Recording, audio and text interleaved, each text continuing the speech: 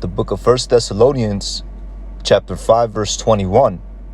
Prove all things and hold fast that which is good. Shalom.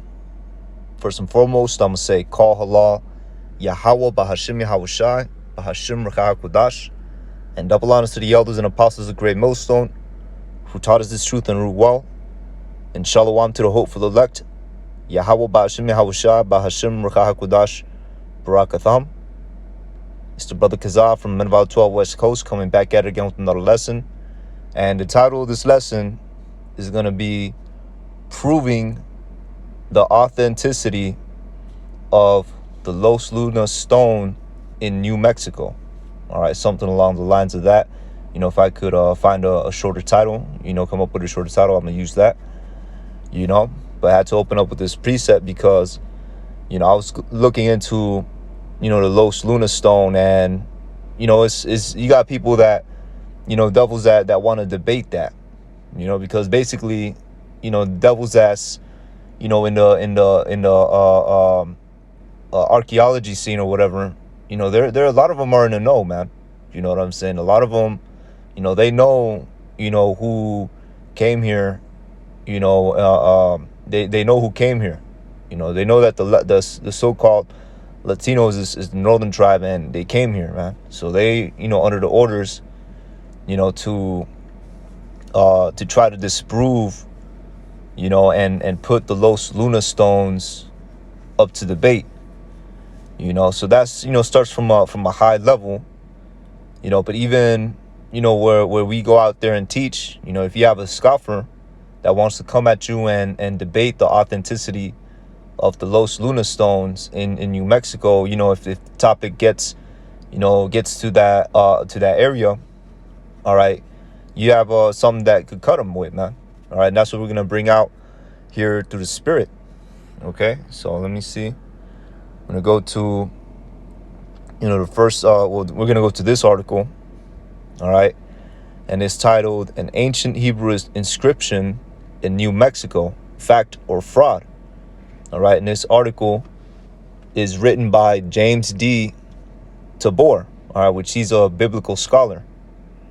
Okay, and it reads, all right, which ultimately, he's gonna, in this article, it's something that, brothers could use, to cut these scoffers, these gainsayers, they want to get scholarly, you know what I'm saying, and say, oh, well, how do you know the Los Lunas stone is real?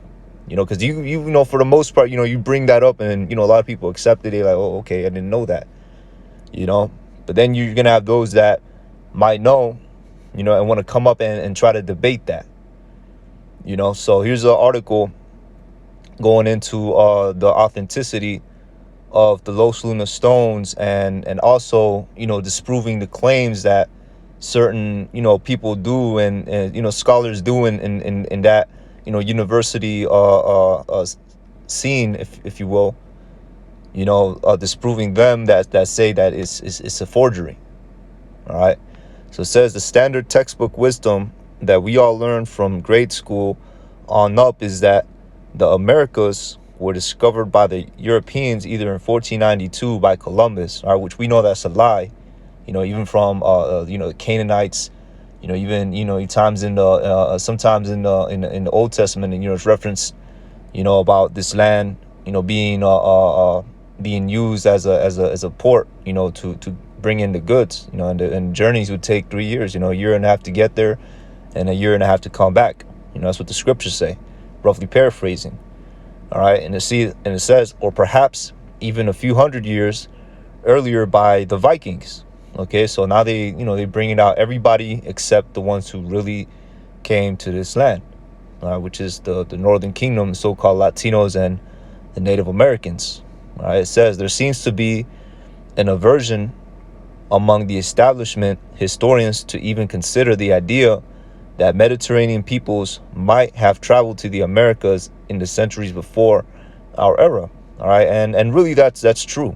The America was known, before Christopher Columbus. It was known, even before what they say with the Vikings. Everybody in the ancient times knew about this landmass, this continent, you know.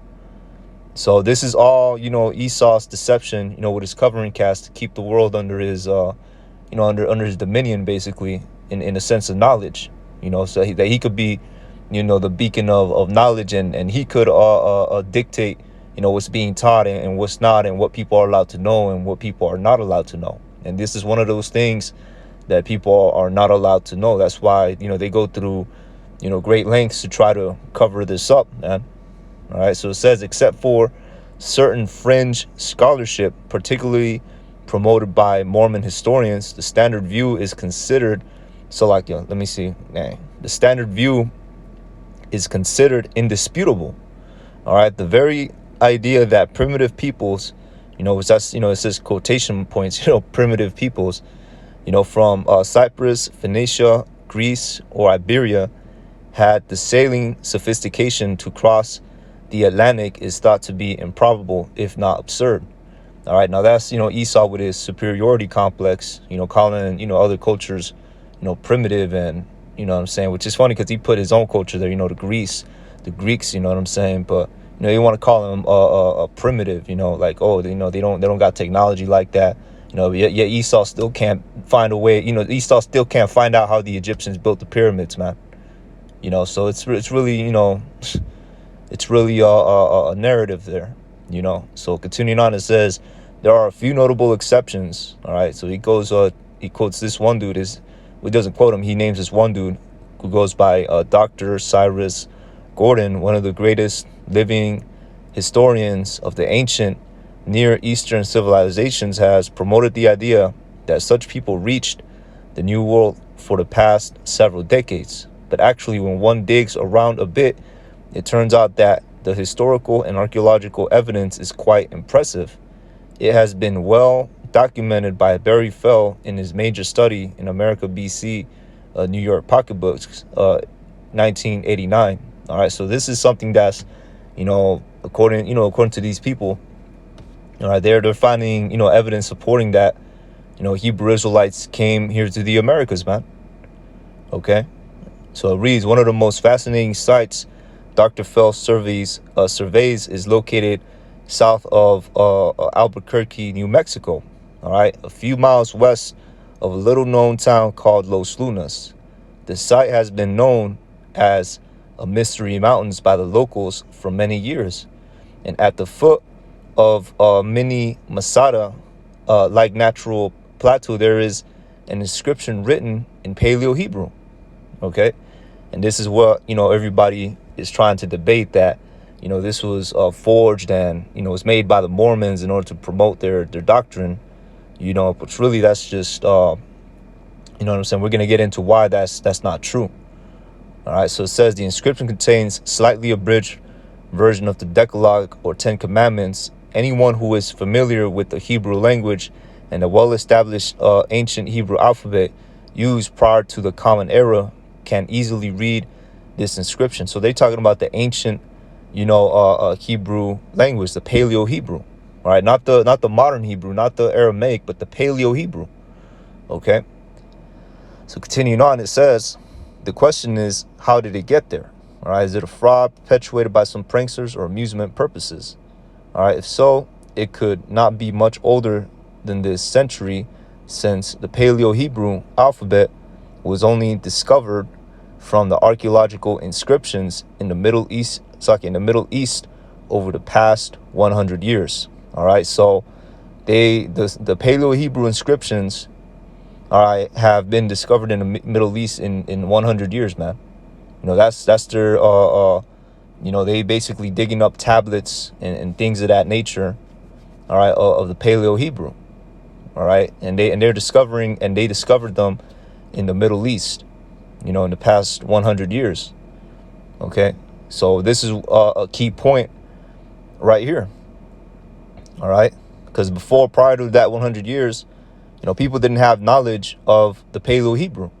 Okay, so just remember that part. And also, kind of a long. Well, it's not that long, but it is. Read. I'm gonna read it out. For the lesson. For completion's sake. You know what I'm saying? To bring out everything that needs to be brought out. And that's gonna prove, the authenticity of the Los Lunas stones, man.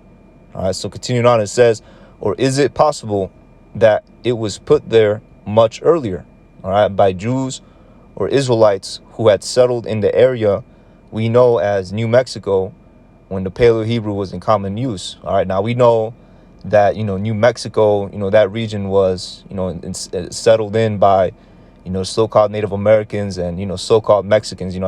That's why I have, New Mexico, what I'm saying, which is, the tribe of Gad and the tribe of Issachar, man.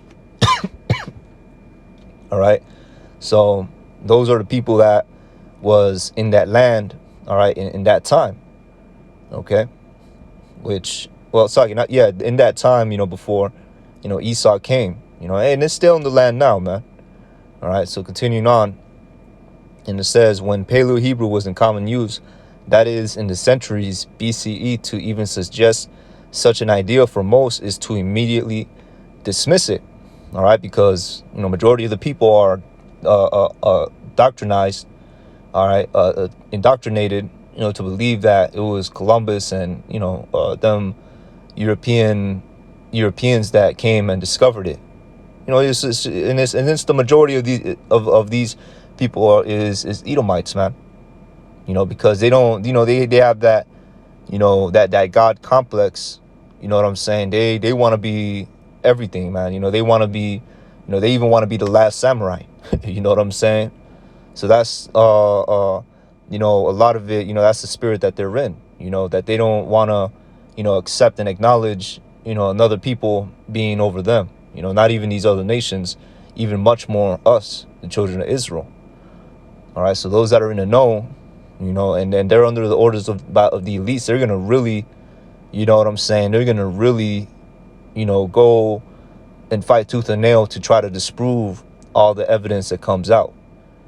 All right. So it says, however, when the Los Lunas inscription is placed in the wider context of an abundant amount of evidence, such as that presented by Dr. Fell, the ancient Mediterranean peoples did visit the New World.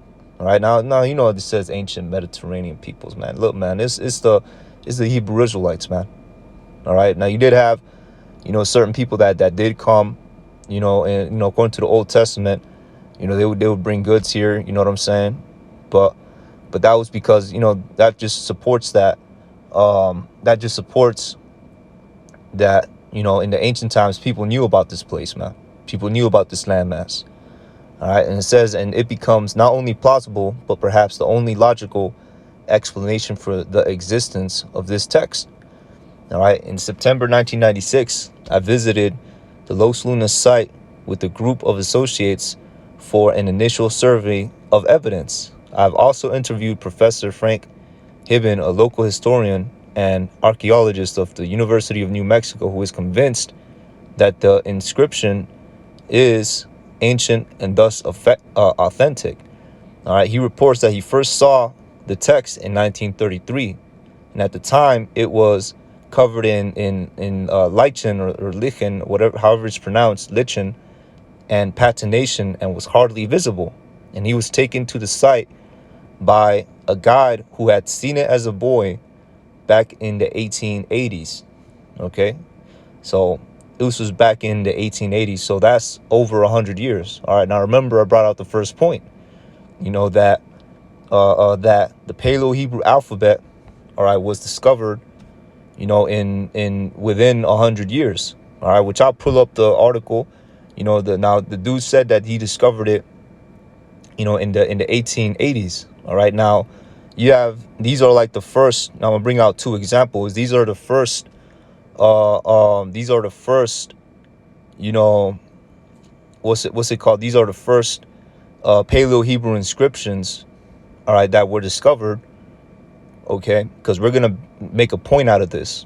All right, these are the first Paleo-Hebrew inscriptions that were discovered. You have the Shibna inscription, which was discovered in 1870. Now that is 10 years prior, to the date that was given on that article, but the time is relatively short, considering the fact that you had to go and be very well fluent in the Paleo-Hebrew, and go and, you know what I'm saying, write down the 10 commandments, you know, in, you know, under, you know, after that 1870. You know, it's pretty unrealistic, man. It's improbable. All right, so that's something that's weighing against, you know, the claims of these devils are making, you know, trying to disprove, you know, the stone, man. All right, here's another one. Okay, here's one. You know, basically they give the translations. You know, it's basically a documentation of it's basically a record of people digging. All right, this is what the second one is, a record of people, you know, digging a tunnel. All right, and that's the image right there. All right, you see the characters right there. It's very weathered, you know. But then you have the first one, all right, which we're gonna focus a little bit more on the first one. All right, because the first one is a lot more, you know, legible. You know, and if you know the Hebrew, man, you could, uh, uh, you could really make out some of these, you know, words, man. You know, some of these characters. And it's very interesting to see, you know, our heritage in a sense of being discovered. You know, Esau be, you know, searching everything out, man. You know, always trying to find, you know, a way to, you know, condemn and, you know, destroy us, man. You know what I'm saying? So this is you know, it goes into the inscription text, all right, in the article. All right, this is what it says. All right, it says this, and they blacked out the name because the name wasn't legible. It says, the royal steward, there is no silver or gold here, only his bones and the bones of his maidservants with him. Cursed be the man who opens this. All right, so how do you get the 10 commandments, all right, from this, man? You know, that's one of the things, man. How do you get the 10 commandments from this? And then also too, the second one, you know, being an inscription, all right, basically a record of the tunnels. You know, how do you get the 10 commandments? You know, how do you get thou shalt not kill? You know, things like that. You know, thou shalt not lust thy neighbor's wife. You know, or thou shalt not covet thy neighbor. You know, how do you get that? Worship the Lord with all thine heart. How do you get that from these two inscriptions that were discovered in around the time that, you know, the Los Lunas stones was discovered, man? You know, that's what that is. You know, to basically forge this stone, you'd have to have an expert level of knowledge over the Paleo Hebrew, which is very unrealistic to do in the 10 years that, you know, the Paleo Hebrew was basically discovered, you know, as far as the inscriptions go, you know, and then the stone being discovered in the 1880s, you know, and that's, you know, according to, you know, the guide that took him there. All right, so that's an eyewitness account, you know, as the guy said. All right, so we're gonna go back to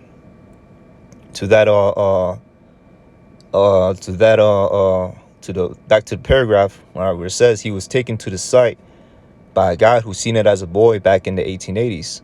And thus we have eyewitness evidence going back over 100 years that the inscription existed. This alone is impressive, since it is rather preposterous to imagine some pranksters or forgers operating with the knowledge of Paleo Hebrews in the late 1880s, when this ancient alphabet was not even fully known to the scholars. Okay, so prior to those two inscriptions, you know, that came out, the alphabet wasn't known to the scholars, man. All right, it wasn't known like that.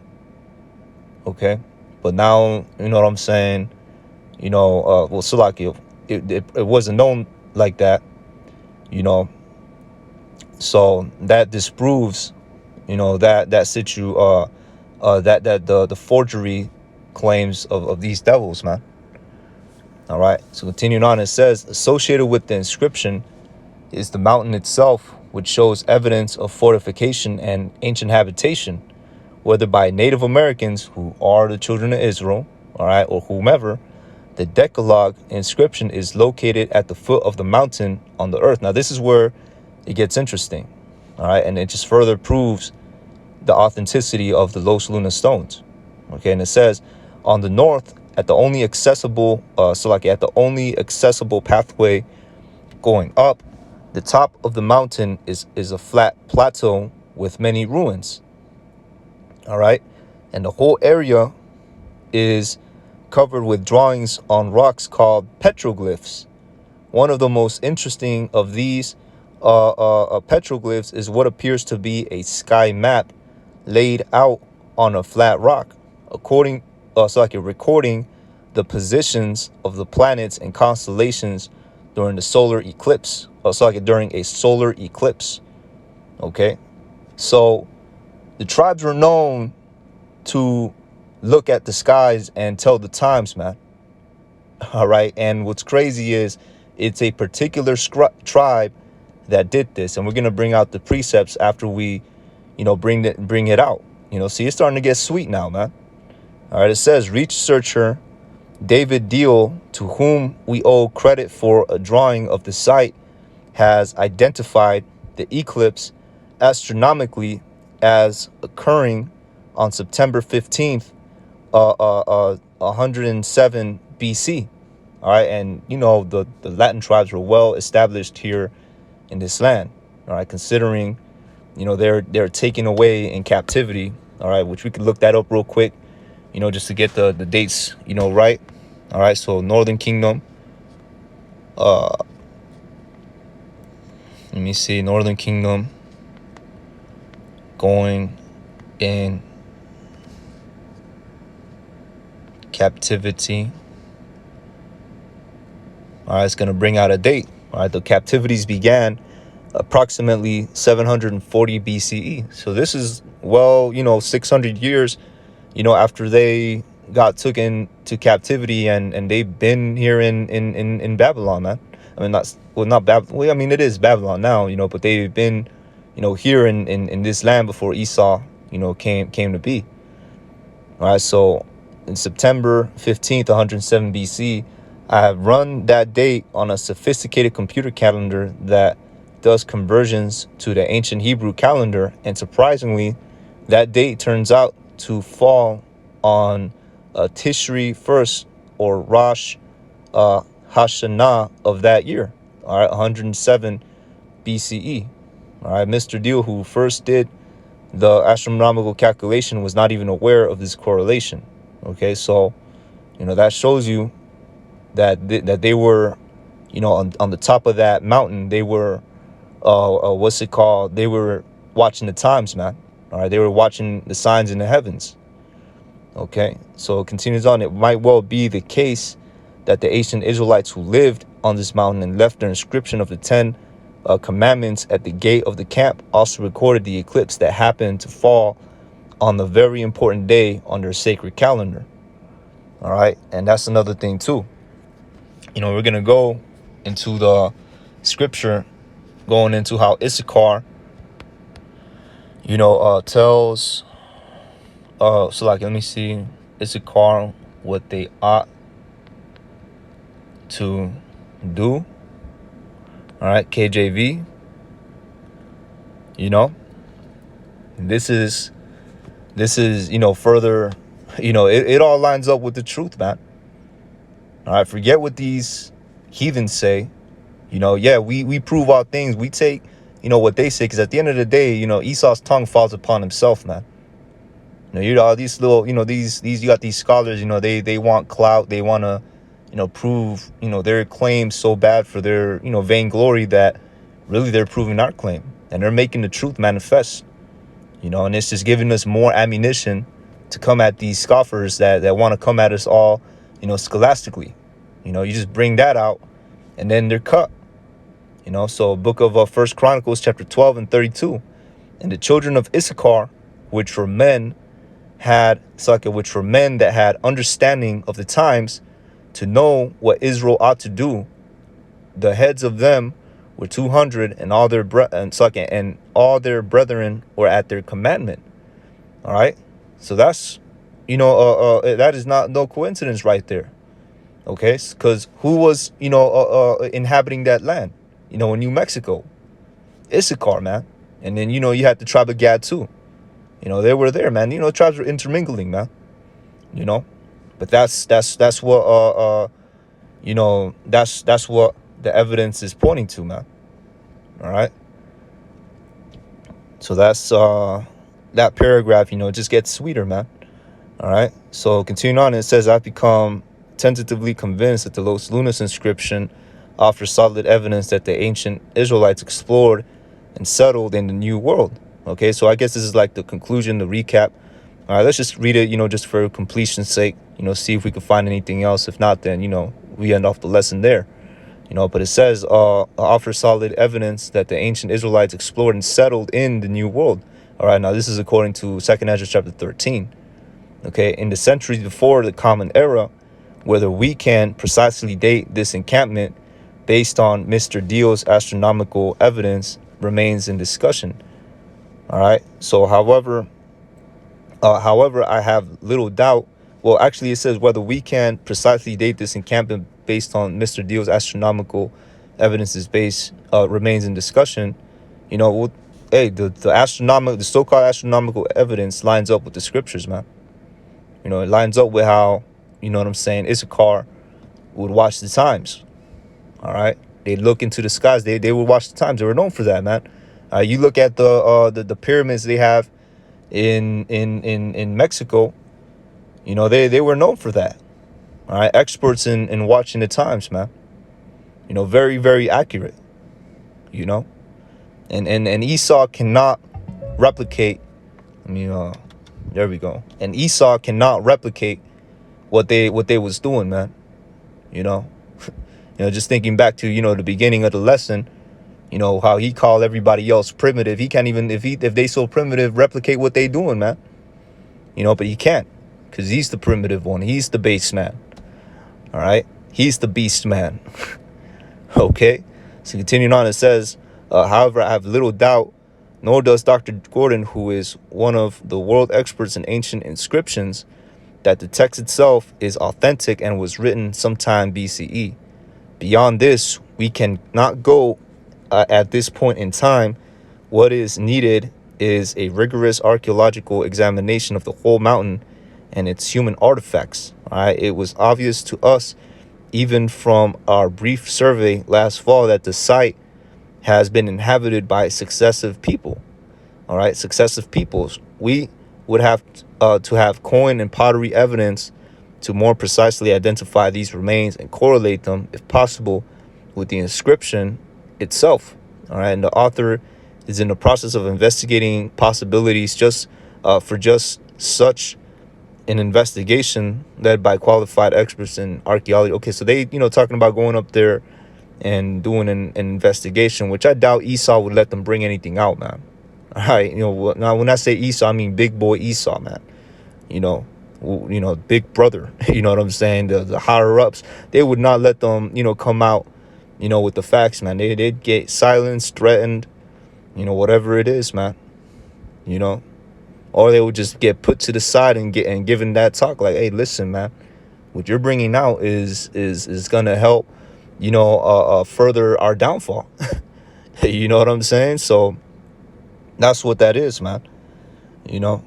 So, hey, man, Lord willing, this was, edifying, read. I'm, to finish it off, I'm going to go to the book of 2nd Ezra chapter 13.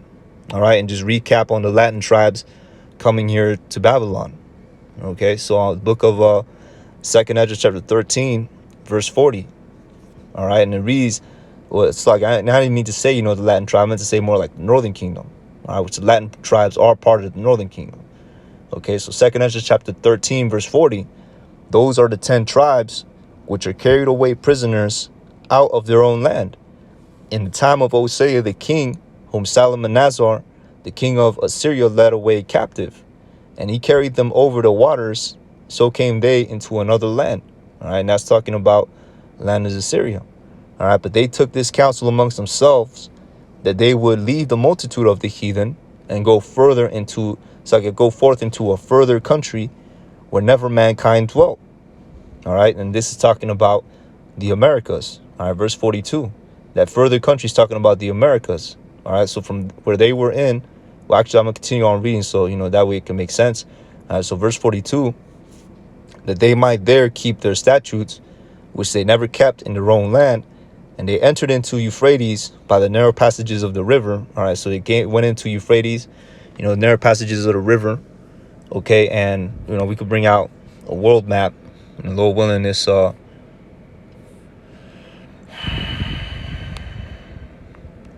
willing, it's nice and high quality. Let me see, world map, H, high definition.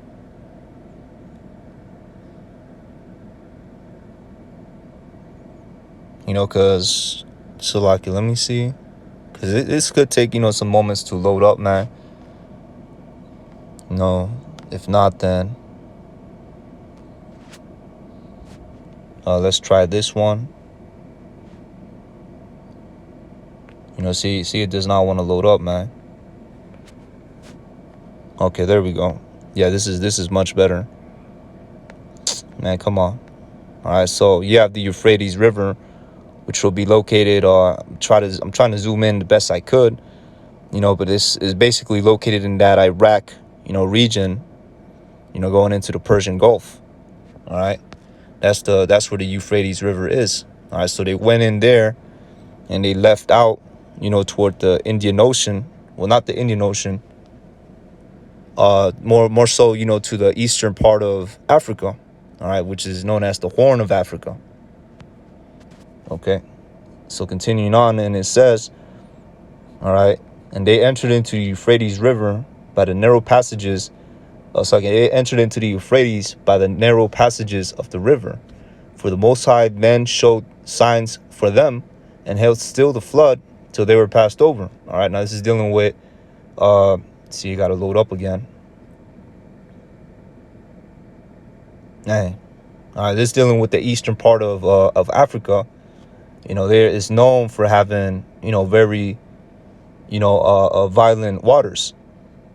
All right, it's known for having very, violent waters. So verse 44, for the Most High then showed signs for them and held still the flood till they were passed over. All right, so the Lord calmed down the sea, for them to pass over.